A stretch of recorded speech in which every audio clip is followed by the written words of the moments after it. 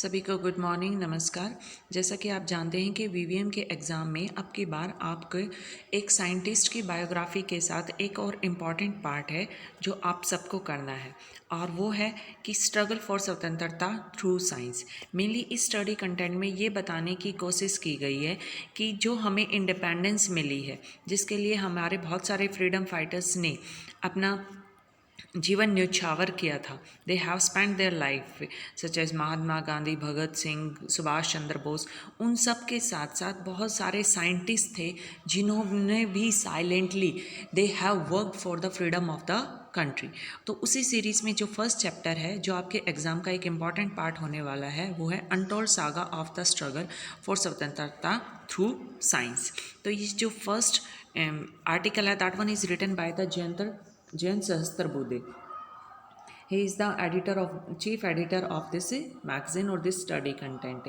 So what is basically things that is told in this, that कि many in the time of the independence, during the time of independence, there were the many freedom fighters, those who are just spending their life for the freedom of India. In the same series, there are the many scientists also, those who are working silently, but their contribution is not well recognized.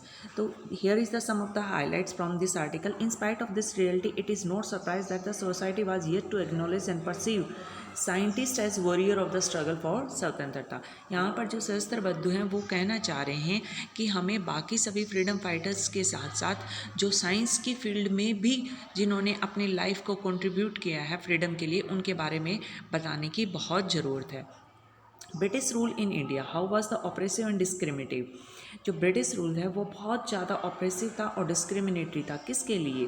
For the Indian scientist, because many Indian scientist work for the freedom of the India. They want to work for the country, but the Britishers never give them the chance. They have done a lot of the good things, but the people, the scientist of India was not getting any corner in that side, that they are doing something. This one is the beautiful picture that is showing how the Britishers start ruling in India.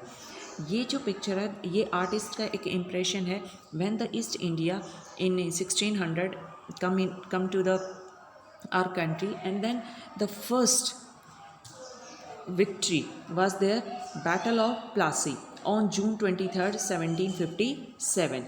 यही वो सबसे पहली लड़ाई थी जो अंग्रेज़ों ने जीती थी और जिसके बाद उनके पैर भारत में जमते चले गए थे। Means they have start their existence from here. The अभी यहाँ पर जो राइटर है वो हमें बताना चाह रहे हैं, द ऑस्पेशियस डाउन ऑफ स्वतंत्रता arrived with the dazzling sunlight of horizon of our motherland, कि when our India became independence, that was the 15 August 1947। तो ये कह रहे हैं कि 1947 में जब हमें आज़ादी मिली थी, उस टाइम पर बहुत सारे फ्रीडम फाइटर्स थे जिन्होंने बहुत इंपॉर्टेंट रोल प्ले किया था। तो उन सब के नाम को हम कहीं पर लिख नहीं सकते, उनकी सबको एक साथ हम पढ़ा नहीं सकते। That's why we are celebrating आज़ादी का अमृत महोत्सव, स्वतंत्रता का अमृत महोत्सव। ये कब स्टार्ट हुआ है? That was started on 74th years of स्वतंत्रता एंड स्टिल गोइंग ऑन। तो ये चलेगा हमारा till the 15 August 2021, till the 75th anniversary of a liberation।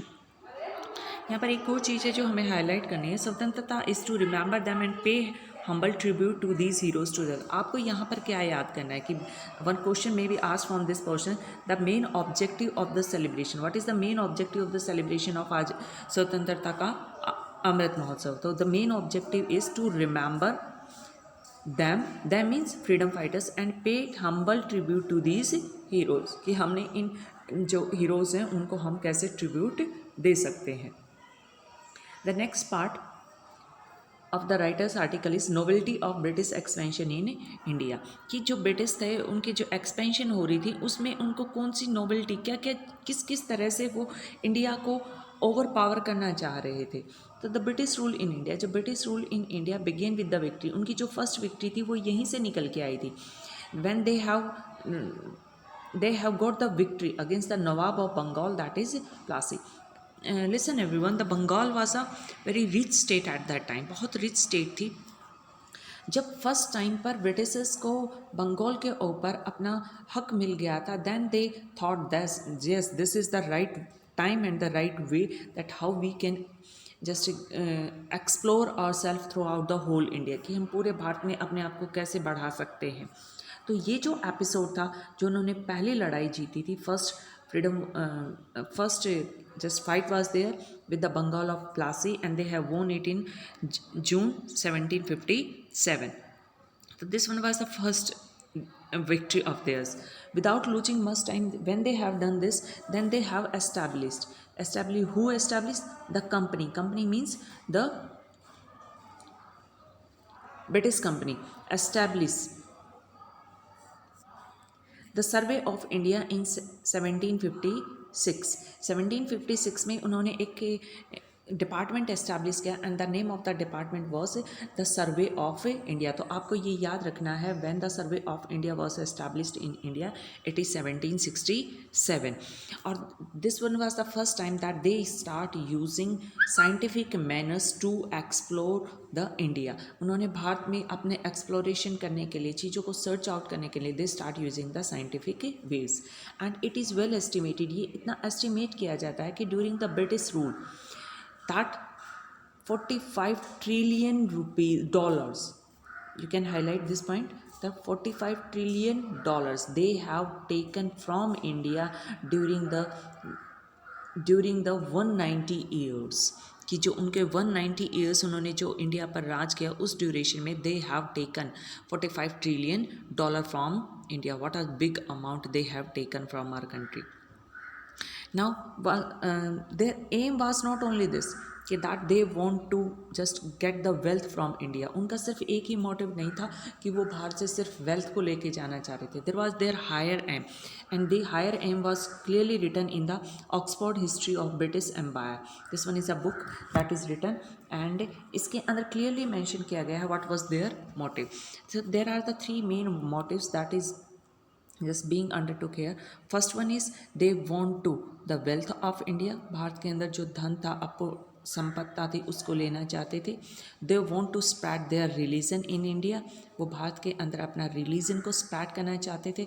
And third one was the evil view to rule the whole world.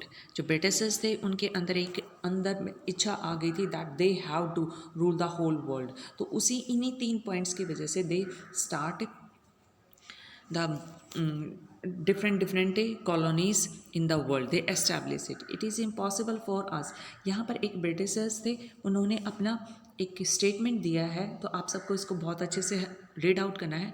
It is impossible for us with our limited means to attempt to educate the body of the people. We must at present do our best to form a class who may be interpreter. यहाँ पर Britishers ने अपनी जो education system Bharat में लागू किया था, तो उसके लिए वो ये लाइन लिख रहे हैं कि ये हमारे लिए पॉसिबल नहीं है कि हम भारत के हर लोग को अपने तरीके से एजुकेट कर सकें. एजुकेट करने का मतलब था हम अपने तरीके से उनको अपनी बातें समझा सकें. तो that's why what they start doing, उन्होंने भारत की एक क्लास मतलब एक ग्रुप ऑफ पीपल को अपने तरीके से मोल्ड करना स्टार्ट किया, so that they can further convey their message to the public. So this one is there the main motive that why they have started their education system in India. तो आगे जाके आप इसमें the next topic that we have to cover, challenging British intellectual hegemony. Means यहाँ पर एक और important factor था that India was very rich in wealth, in intellectual powers, in many ways from Britishers. तो ये उनके लिए एक बहुत बड़ा झटका था कि they don't want कि जिनके ऊपर वो रूल कर रहे हैं वो उनसे ज़्यादा स्ट्रॉन्ग रहे. तो it was the domain of science from where the couch was blown to challenge British intellectual hegemony. Doctor Mahendra Lal Sircar, ये आपको बहुत अच्छे से इस नाम को याद रख लेना है, क्योंकि पूरी मैगजीन के थ्रू, ये स्टडी कंटेंट के थ्रू ये आपके सामने बहुत बार आने वाला है. A successful medical practitioner and science enthusiast with British scholarly being experienced. The bitter hegemony attitude of the tenant of western science. Actually जो डॉक्टर महेंद्र लाल सिरकर थे ये एक बहुत बढ़िया मेडिकल प्रैक्टिशनर्स थे, बहुत बढ़िया डॉक्टर थे। ये फॉलो करते थे एलोपैथी। एलोपैथी मतलब the British way of medicine.